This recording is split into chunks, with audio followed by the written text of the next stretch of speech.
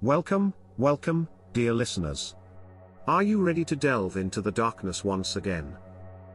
From inexplicable paranormal encounters to unsettling mysteries that remain unsolved, we've heard it all in our past 2 seasons, haven't we? But rest assured, the chills are far from over. In fact, we're just beginning to scratch the surface of the unknown. In Season 3, we've gathered a bone-chilling collection of tales that will test the boundaries of your imagination and question the reality you think you know. So, as we take this next step into the shadows together, I want to extend a warm thank you to our loyal listeners who have journeyed with us so far, and a hearty welcome to the newcomers who have just stumbled upon our dark little corner of the internet. Remember, there's no turning back now. Once you've peered into the darkness, it peeks back at you. So, turn down the lights, put on your headphones, and let the stories unfold. And, of course, remember to breathe, it can get rather unnerving. Welcome to Season 3.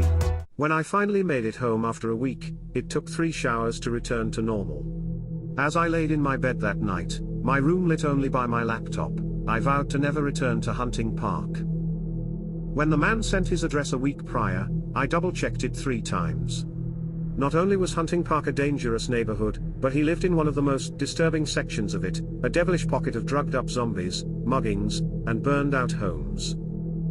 Fortunately, or maybe unfortunately, the pay was too good to pass up. $1,000 for 15 minutes, or as long as it took me to eat a plate of food. I walked up to the man's door and knocked 4 times, as instructed. As I waited, I looked around at the daywalkers. One woman was face down in a pile of trash bags, another guy was taking a shit next to a fire hydrant. Suddenly, I smelled something horrible. I looked to my left, I caught a glimpse of her hair in the bushes. It was an older woman, probably in her 50s. Her shirt was tattered, hanging off her shoulders to barely cover her body. As she turned to look up at me, I noticed the dirt caked on her face. She had one eye closed, the other open. "Please," she mumbled. I knocked on the door again, harder this time. She tried standing up, but fell face first into the bush. Where am I?" she asked. I knocked again. I don't know what scared me so much about the woman. I'd seen strung-out people before, but she felt different, like someone was attacking her from the inside. "Hello," I yelled into the door. "I'm here. I have a son," she whispered. "Please, it's... What year is it? It was only once, I don't understand. It was just..." I heard the doorknob twist. I pushed forward, knocking into the man. "Oh," he said, stepping back. "Hello." Sorry, I said. "That woman just..." "You're quite skinny," the man said, inspecting me. "Is she okay?" I asked, catching my breath. "Is she always there?" The man peered outside, then closed the door. I could still hear her mumbling. "Oh, don't mind them," he said. "Our country has some problems, doesn't it?" She just seemed... "I don't know," I said, catching my breath. "I'm Andy, by the way. From Craigslist." I put out my hand, but he just stared at it. Although he seemed confused by the standard professionalism, he was dressed like a banker, dark blue blazer, beige pants, a white button-down with a blue collar, the kind of shirt finance bros wear. Yet, other parts of him felt childish, like his smile, crooked and forced, like a boy on picture day. His body odor was also jarring, somewhere between spoiled meat and dish soap. "I hope you have an appetite," he said, slipping his hand on my back. "Well, I skipped lunch, like you asked," I said. "Oh good, he said. "And please, make yourself at home." The apartment was surprisingly clean, or maybe it was just empty, I couldn't tell. It looked like he had only lived there for a few days. In the center of the main room was a small table with white linen draped over it. There was a chair, some candles, and a metal food dome with utensils placed alongside it. "It's real silver," he said, pointing to the table. I'm not a flashy person, but I do see the value in having silver. Sometimes, a meal is an occasion. I walked over to the setup, laying my coat on the back of the chair. The man didn't approach as I got situated, he stood a good distance back, watching me. In the emails we exchanged, he had specific instructions. Once I started the meal, I had to finish it as quickly as possible. Then, I needed to leave. Sit, please, the man said.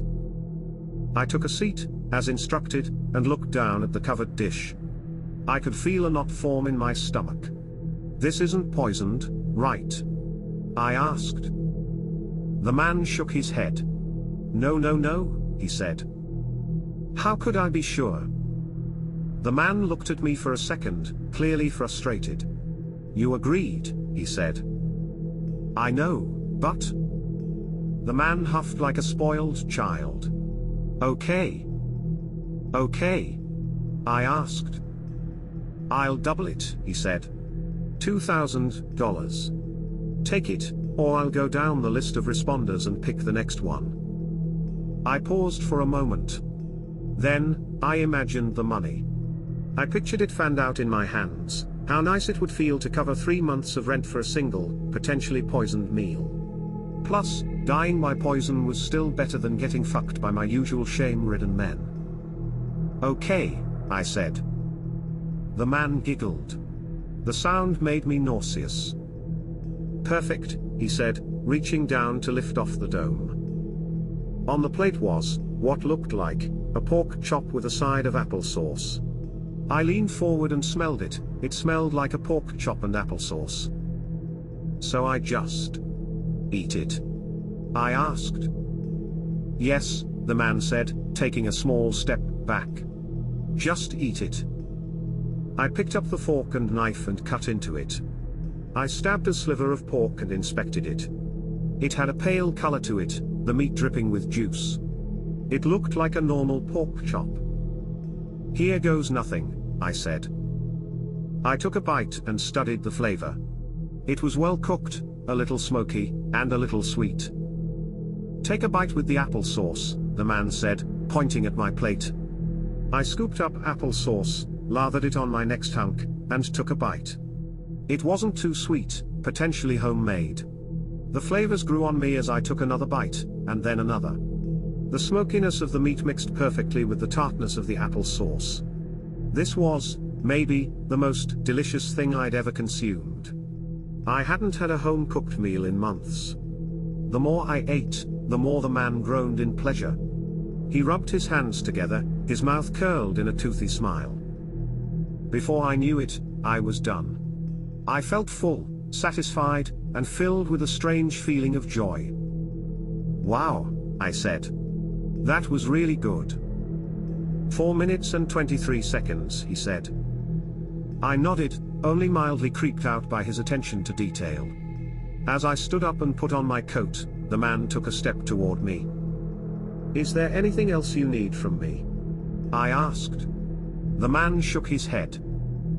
No, no, no, he said, closing his eyes. He stretched his arms above his head and let out a long, erotic sigh. It sounded like he was having an orgasm. Oh God, he moaned, shaking out his arms and legs. Oh God. I laughed, awkwardly. All right, well, I should probably go, I said. The man dropped to his knees. Oh, how could it feel so good? I haven't felt like. I'm like a kid, a baby. Oh God. The man's eyes rolled as drool dripped onto the carpet. He ran his hand through his hair, spit webbed between his fingers. He didn't even notice. A distant panic set in. It felt like opening a bad report card. I didn't feel sick, but I knew I needed to leave. An alarm was sounding deep in my body. All right, my friends, we've reached the end of yet another eerie journey through the shadows of Reddit's most chilling tales. I sincerely hope you found these stories as riveting and spine-chilling as I did. The world is full of mysteries, isn't it? Remember, if you've enjoyed today's exploration into the unknown, please don't forget to like, comment, and subscribe. Share the podcast with your friends who also love a good scare. It's always more fun to explore the shadows together. A big heartfelt thank you to all of our subscribers, listeners and patrons out there. Your support is invaluable. It keeps the lights on here, and more importantly, keeps us delving into the eerie corners of the internet to bring you the best scary stories out there.